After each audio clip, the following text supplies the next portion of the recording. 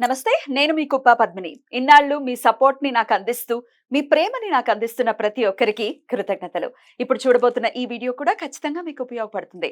Like, share and subscribe చేసి మీ ఇష్టాన్ని అలాగే మీ సపోర్ట్‌ని నాకందించండి. అలాగే ఈ వీడియో పట్ల మీ అభిప్రాయాన్ని కామెంట్ సెక్షన్‌లో కామెంట్ చేసి నాకు తెలియజేయండి. నమస్తే. Welcome to our channel. నేను పద్మిని. ప్రస్తుతంతో పాటు ప్రముఖ ఆధ్యాత్మికవేత్త, వాస్తు జ్యోతిష పండితులు శేషగిరిరావు గారు ఉన్నారు. మాట్లాడదాం. సార్ నమస్కారం అండి. నమస్తే అండి. బాగున్నారండి? బాగున్నాము. మీ సమయాన్ని మాకు ఇస్తున్నందుకు చాలా చాలా కృతజ్ఞతలండి. వెల్కమ్ టు రెడ్ టీవీ భక్తి. Thank you. మన ప్రేక్షకులందరికీ కూడా ఆ భగవంతుని పరిపూర్ణ ఆయుర ఆరోగ్య అవసర్యాలను ప్రసాదించాలని కోరుకుంటున్నాను. గోచారంతో సంబంధం లేకుండా అందరి జీవితాల్లో కూడా వెలుగులు కావాలని కోరుకుంటున్నాను. మనస్ఫూర్తిగా మేము కూడా అదే కోరుకుంటున్నాం. కాకపోతే గోచార రీత్యా ఉండేటటువంటి ఫలితాలు ఖచ్చితంగా ఉంటాయి. గ్రహచారం ఒక ఒక మేజర్ రోల్ ని ప్లే చేసినప్పటికీ గోచారం కూడా ఆ రోల్ ని ప్లే చేస్తుంది. కాబట్టి నేను మిమ్మల్ని ఇప్పుడు గోచార రీత్యా ద్వాదశ రాశులకి కూడా, అంటే ఇప్పుడున్న గోచార రీత్యా ద్వాదశ రాశులకి ఎట్లాంటి ఫలితాలు రాబోతున్నాయి అనేది అడగదలుచుకున్నానండి. ఒక పక్క శుక్ర కుజ శనులు కలిసి ఉన్నారు కుంభరాశిలో. అలాగే బుధుడు, రాహు అలాగే రవి కలిసి ఉన్నారు మీనరాశిలో. మేజర్ గ్రహాలు అంటే 6 గ్రహాలు ఇంచుమించు ఒకే దగ్గరలో ఉన్నటువంటి పరిస్థితి.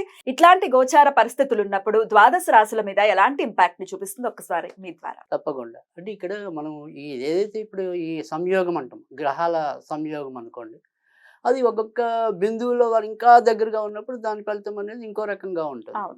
అయితే ఇక్కడ మనం మాట్లాడాల్సింది ఏంటంటే కనుక ప్రతి ఒక్కరి మీద ఒకే రకమైన ప్రభావం అనేది ఉంటుందా అనేది కొంతమందికి వస్తుంది. అంటే ఇప్పుడు సపోజ్ ఒక అశ్విని నక్షత్రంలో పుట్టిన వారు కొన్ని లక్షల మంది ఉంటారు. అవునండి. సో ఈ గోచారాన్ని ఎంత వాళ్ళకి కరెక్ట్ చేయాలి అనేది అందరం మనం నిరంతరం తప్పించే విధానం, ప్రశ్నార్థకమే అది ఎలా ఉంటుంది అనేది. సో ఇక్కడ ప్రత్యేకంగా మనం మాట్లాడుకోవాలంటే కనుక 3 విషయాలు ప్రతి రాశిలో కూడా మున్ముందు, అంటే సమీప ఒక 2-3 నెలల భవిష్యత్తు కనుక తీసుకుంటే కనుక కనీసం ఒక 3 నెలలు వివిధ కోణాల్లో ముఖ్యంగా వచ్చేప్పటికీ ఆరోగ్య సమస్యలు పెరుగుతాయి. ఒకటి ఎవరెవరికండి చెప్తా. సో ఆరోగ్య సమస్యలు అనేది పెరుగుతాయి. తర్వాత ఎవరైతే ఈ కొత్తగా గర్భం దాల్చి ఉంటారో, అంటే రీసెంట్ అనుకోండి, వాళ్ళకి కూడా ఒక్కోసారి గర్భస్రావ ప్రమాదాలు ఉంటాయి. తర్వాత రెండోది, ఎవరికైతే క్షణికావేశం ఉంటుందో ఆ షార్ట్ టెంపర్తో చేసే నేర ఘోరాల సంఖ్య పెరుగుతుంది. సో అందుకని ఖచ్చితంగా ఈ 2-3 నెలలు కూడా ఏ రాశి వారైనా ఎంతో కొంత జాగ్రత్త తీసుకోవాలి. స్ట్రెస్ఫుల్ లైఫ్ ఉంటుంది 2-3 నెలలు. 2-3 నెలలు. సో అది ఎలా ఉంటుంది అనేది ఒక్కొక్క రాశిని బట్టి చెప్దాం. తప్పకుండా. Thank you so very much. ఇక నెక్స్ట్ వృషభ రాశి వారి గురించి చెప్పండి సార్. రైట్. వృషభ రాశి వారికి అయితే కనుక నేరుగా చెప్పాలంటే వీరికి ఉన్నంతలో కొద్దిగా పట్టిందల్లా బంగారం అనొచ్చు. ఎందుకంటే వీరికి వచ్చేప్పటికి ఏంటంటే వృషభ రాశికి శని చాలా యోగకారకుడు, మేలు చేసేవాడు. ఆయన స్వక్షేత్రంలో ఉన్నాడు. తర్వాత వచ్చేప్పటికి ఏంటంటే ఇక్కడ వృషభ రాశికి వచ్చేప్పటికి రవి లాభంలో ఉంటాడు, బుధుడు లాభంలో ఉంటాడు. తర్వాత వచ్చేప్పటికి ఏంటంటే భార్యకారకుడు ఎవడైతే ఉంటాడో ఆయన ఓచలో ఉంటాడు. శుక్రుడు రాశిని బట్టి చూసినప్పుడు, నేను లగ్నం బట్టి మాట్లాడలేదు, ఇప్పుడు మనం రాశిని బట్టి మాట్లాడుకుంటున్నాం కాబట్టి రాశి బట్టే చెప్తున్నాను. సో అందుకని వృషభ రాశి వారికి చాలా ఎక్కువ విషయాల్లో మేలు జరగడానికి ఉంటుంది. అయితే ఇప్పుడు ఆల్రెడీ ఇంకొక 2-3 రోజులకి వచ్చేసాం. గత ఏదైతే ఒక నెలాలనుకోండి ఇంచుమించుగా, అంత లాస్ట్ మంత్ నుంచి ఇప్పుడు వచ్చే ఈ 16 వరకు, ఈ మధ్య పీరియడ్లో మాత్రం వీళ్ళు ఎవరైనా సరే కొన్ని ఆడవాళ్ళ సంబంధంగా ఇబ్బందులు పడే అవకాశాలు అయితే ఉంటాయి. ఆడవాళ్ళైనా మగవాళ్ళైనా ఎవరైనా, అంటే ఆడవాళ్ళు అనుకోండి, సపోజ్ ఆడజాతకులు అనుకోండి, వాళ్ళు మగవాళ్ళ వల్ల ఇబ్బంది పడి, మగాళ్ళు అయితే ఆడవాళ్ళ వల్ల. Okay, right.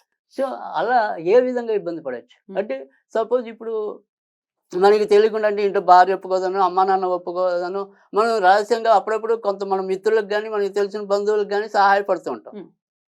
ఈ సహాయపడిన వాళ్ళే ఒక్కోసారి వీళ్ళకి ఏమైనా తలనొప్పులు కావచ్చు, బెడిసి కొడుతుంది సహాయం. రైట్. సో అక్కడ ఇంట్లో మనస్పర్ధలకి దారి తీయడం అనేది ఉంటుంది.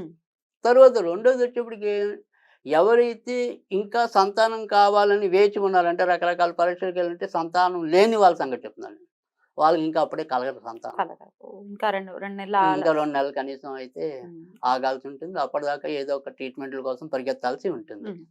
ఇక తర్వాతకి వచ్చేప్పటికి నష్టం ఏముంది అంటే కనుక, నష్టం అనేది పెద్దగా అయితే ఏమి? ప్రస్తుతం అయితే ఏమీ కనపట్టలేదు. కానీ వీరు ఇందాక చెప్పినట్టు ఈ స్త్రీలైతే పురుషులు, పురుషులైతే స్త్రీలు వీరితో ఈ బంధుత్వ విషయాల్లో లేదా వాళ్ళతో చేసే సంభాషణ రీత్యా ఇంకొద్ది కాలం జాగ్రత్త వహిస్తే వారి ఇంకా జీవితం బాగుంటుంది. తప్పకుండా. అయితే అన్ని విధాల బాగుండాలి ఈ 2 నెలలు కూడా అని అనుకునే వాళ్ళు ఎట్లాంటి పరిహారాలు పాటించాలండి వృషభ రాశి వారు? రైట్. ఈ వృషభ రాశి వారికి అంటే ఇక్కడ శని వీళ్ళకి ఎప్పుడైతే ఒక అదృష్టం ఇవ్వటం అనుకోండి, లేదు వారి యొక్క వృత్తి ఉద్యోగాలకి సంబంధించి మంచి చేయటం అనుకోండి, అది శనితో ముడిపడి ఉంటుంది. శని అనేవాడు మిగతా వాళ్ళగా వేగం ఇచ్చే మనిషి అయితే కాదు. నిదానమే. నిదానం. అందుకని ఆయన మందగ్రహం అన్నాం. ఉమ్. సో అందుకని ఆయన నుంచి ఇంకొద్దిగా మంచి తొందరగా పొందడం కోసం ఉమ్.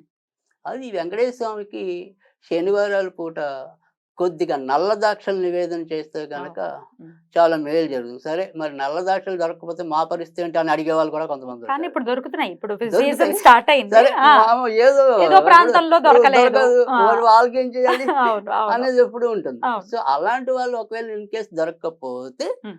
బాదం పప్పు నివేదన చేయండి. అంటే నానబెట్టిందండి లేకపోతే పచ్చిదైనా మామూలు? ఎప్పుడైనా సరే మనం నానబెట్టి పెట్టడం అనేది మంచిది. అంతే కదా, మనం ఎలా తింటున్నాం అలాగే పెట్టాలి పెట్టాలి. కదా. Right right. ఎన్ని దానికి ఏమైనా అంటే లెక్క ఉందా? కొలత అనేది ఎప్పుడు ఉండదు. ఉండదు. ఉమ్. సో మన శక్తానుసారం మనం పెట్టుకోవటం ఎలాగో తర్వాత పెట్టి మనం మనం తినేదే. సో అది రైట్. అందుకని ఆ రకంగా చేస్తే సరిపోతుంది. రైట్. అద్భుతం అండి. అయితే పట్టిందల్లా బంగారంలా ఉండేటటువంటి పరిస్థితి ఉంది వృషభ రాశి వారికి. రైట్. నిజంగా అది చాలా సంతోషకరమైనటువంటి విషయం. అయితే మరి వ్యయంలో గురువు ఉన్నారు కాబట్టి దానికి సంబంధించి ఏమైనా రిజల్ట్స్ ఉంటాయా? అంటే ఇక్కడ వృషభ రాశికి వచ్చేప్పటికి ఏంటంటే గురుడు అన్నవాడు ఎలాగో పెద్ద యోగం చేసేది అయితే ఏమి ఉండదు. ఏముండదా? తర్వాత రెండోది ఏంటంటే గురుడు వ్యయంలో ఉన్నప్పటికీ కూడా వీళ్ళకి అది ఎంతో కొంత పుణ్య కార్యాచరణకి ఉపయోగపడుతుంది. ఓ, అయితే చాలా బ్యూటిఫుల్ గా ఎక్స్ప్లెయిన్ చేశారు. డెఫినెట్ గా ద్వాదశ రాశులకి కూడా ఈ గోచార రీత్యా వచ్చేటటువంటి ఫలితాలు ఎలా ఉంటాయి అనేది తెలియజేశారు. అలాగే రెమెడీస్ కూడా చెప్పారు, రాశి వైజ్ కూడా చెప్పారు. కాబట్టి అందరికీ కూడా ఈ 2 నెలలు చాలా బ్యూటిఫుల్ గానే వెళ్ళాలని మనస్ఫూర్తిగా తప్పకుండా అందరూ వెళ్ళాలని మనకు కూడా కోరిక అదే. తప్పకుండా మీ సమయం ఇచ్చి మాకు ప్రిడిక్షన్స్ ని తెలియజేసినందుకు చాలా చాలా కృతజ్ఞతలండి. నమస్కారం. Thank you.